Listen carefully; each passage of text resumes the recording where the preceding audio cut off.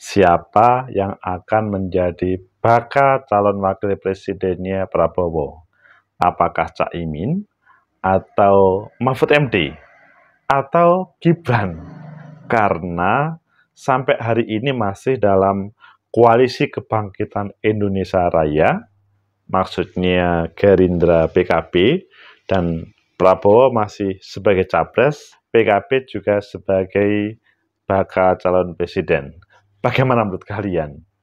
Informasinya Cak Imin lebih baik fokus di menteri deh. Menurut analisis saya,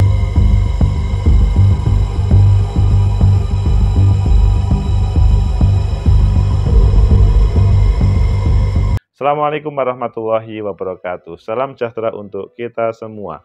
Pecinta masa depan negeri, tegakkan kebenaran, lawan ketidakadilan.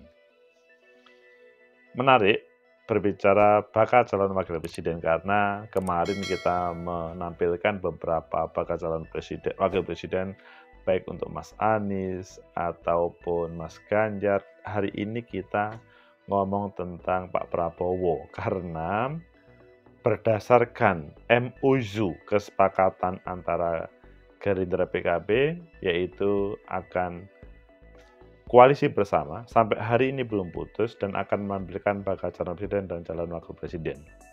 Ayo kita baca di beberapa media, selanjutnya nanti kita kupas sebetulnya Cak Imin seriuskah ataupun Mahfud MD. Pertama kita baca di Kompas. Ketimbang ngotot jadi cawapres Prabowo, PKB disarankan fokus kejar posisi kabinet. Oh, ini saran atau nyemoni? Kemudian yang kedua, kita lihat di Sindo News, cawapres Prabowo masih misteri. Gerindra, sabar, hamil 1 jam juga masih bisa berubah. Ya, sebelum janur kuning melengkung, semuanya bisa berubah. Kemudian yang terakhir di Liputan 6, nama cawapres Prabowo yang beredar di internal Gerindra, Mahfud MD hingga Gibran. Ayo pilih yang mana, kita pilih semuanya, tapi kita mulai dari Liputan 6. Nama cawapres Prabowo yang beredar di internal Gerindra, Mahfud MD hingga Gibran. Pilihan banyak. Liputan 6.com Jakarta, Wakil Ketua Umum Gerindra Rahayu Saraswati Joyo Hadikusumo mengucapkan sejumlah nama cawapres yang muncul untuk mendampingi Prabowo Subianto di internal partainya. Mereka adalah Khofifah Indar Parawansa, ini juga muncul di namanya Mas Anies ataupun Mas Ganjar. Kemudian Mahfud MD juga sama, Erlangga Hartarto, ini juga ada sama, Erick Thohir dan Ridwan Kamil. Sebenarnya semuanya muncul jadi agak bingung kita ngejawabnya. Yang paling sering semuanya disebut mau itu dari Khofifah, mau itu dari Mahfud MD, mau itu Erlangga, Erick Thohir, Ridwan Kamil. Semuanya pasti menjadi bahan pertimbangan. Kata Saras dalam diskusi virtual. Selain itu, ada nama tokoh muda seperti Emil Dardak maupun Gibran Raka Buming Raka. Namun, semua nama itu belum menjadi kepastian. Bahkan yang muda sekalipun seperti Emil Dardak, Mas Gibran, itu pun juga jadi bahan pertimbangan. Nothing is off the books. Nothing is off the table. Itu masih sangat dinamis. Saras pun disinggung soal nama Ketum PKB Muhaimin Iskandar atau Cak Imin yang tidak disebut menjadi pertimbangan cawapres. Dia mengaku nama Cak Imin sudah pasti ada. Sebab Prabowo dan Cak Imin sebagai penentu capres-cawapres koalisi Gerindra PKB. Jadi itu nama pasti ada, jadi tidak usah dipertimbangkan. Itu juga Cak Imin lah, ialah gak perlu disebutkan, tadi disebut mereka berdua yang mengambil keputusan Prabowo Cak Imin. Itu yang ada di Liputan 6. Jadi banyak nama-nama yang muncul. Selanjutnya kita lihat tadi, masih ada waktu membaca sebelum kita analisa. Kalau di Sindo News, Cawapres Prabowo masih misteri, Gerindra sabar, H-1 pun masih bisa berubah. Ini sebagaimana yang disampaikan di Saraswati juga, bahwa belum diputuskan mengenai hal itu. Kalau Ketua Harian Sufmi Dasko Ahmad, kami katakan, Bang Dasko sabar, karena yang bersabarlah yang mau menang. Jadi sabar aja dulu. Ini saya pun mengatakan untuk Koalisi Kebangkitan Indonesia Raya yang menjadi penentu keputusan peta Capres dan Cawapres hanya Ketum Gerindra Prabowo dan Ketum PKB Caimin. Kalau untuk Capres dan Cawapres ya Koalisi Kebangkitan Indonesia Raya hanya 2 orang itu. Dia mengatakan bahwa saat ini semua komunikasi yang dijalankan partai koalisi telah dikomunikasikan terlebih dahulu. Semuanya dilakukan dari segi silaturahmi. Namun dia menekankan bahwa tujuan semuanya adalah untuk menjamin Indonesia damai. Ini juga narasumbernya sama, Saraswati, yang merupakan beliau itu Wakil Ketua Umum Partai Gerindra, Rahayu Saraswati Joyohadi Kusumo. Dan kalau kita melihat di Kompas, ketimbang otot dari Cawapres Prabowo, PKB disarankan fokus kejar posisi kabinet. Ini yang disampaikan oleh Direktur Eksekutif Trias Politika Strategik Agung Baskoro kemarin. Tegakkan demokrasi, lawan ketidakadilan. Sudah clear atau belum? Ya tentu belum. Tapi sebetulnya yang disampaikan Saraswati Joyohadi Kusumo itu mengarah ke siapa? Dan apakah Caimin memang sebagai penentu saja, tidak sebagai bagian partisipan dalam proses sebagai bakal calon wakil presiden?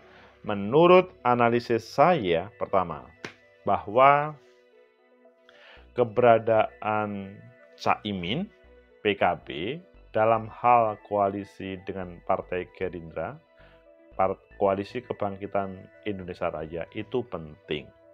Karena polarisasi partai politik sudah muncul. Maksudnya pengelompokan partai politik sudah muncul.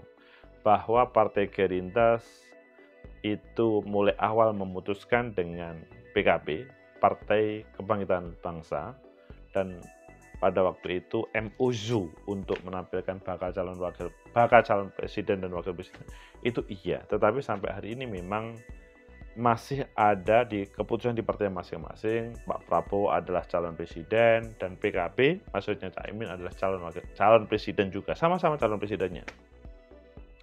Begitu juga di partai koalisi perubahan dan koalisi perubahan itu Partai Nasdem, PKS, dan Partai Demokrat sudah memutuskan siapa calon presidennya, itu Mas Anies Baswedan. Adalah calon wakil presidennya ada 5. Adapun Partai atau PDI Perjuangan sudah memutuskan Ganjar Pranowo sebagai calon presiden 21 April kemarin. Adapun calon wakil presidennya masih mencari.